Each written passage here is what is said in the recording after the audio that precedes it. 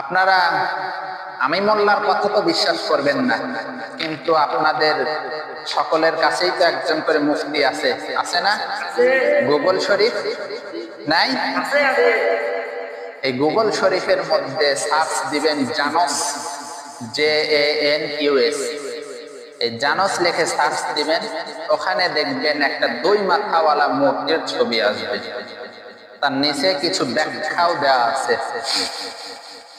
আমার কথা যদি বিশ্বাস না হয়, আপনারা বাসায় গিয়ে এটা সার্চ দিয়ে দেখবেন যে জানস দেবতা, এটা রোমান মুশরিকরা এই জানস দেবতার পূজা করতে একটা সময়,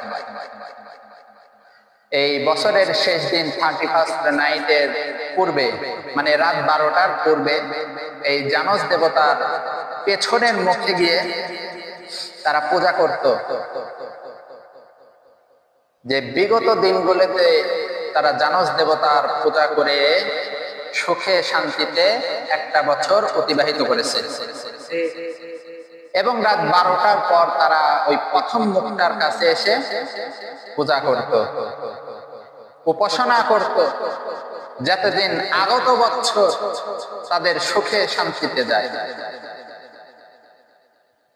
মুসলমানের আকীদা হলো যে সুখ শান্তি এটা একমাত্র আল্লাহ রব্বুল আলামিন ছাড়া কেউ দিতে পারে না। চিল্লায় কথা বলেন, দিতে পারে না। মুসলমানের জান আর মাল এটা আল্লাহর জন্য। কার জন্য? মুসলমান জান এবং মাল দিয়ে আল্লাহর রাস্তায় জিহাদ করে শহীদ হবে, আর শহীদ হওয়ার সঙ্গে সঙ্গে মুসলমানের জন্য আল্লাহর জান্নাতের 8টা দরজা খুলে দেবে। তিনি কে?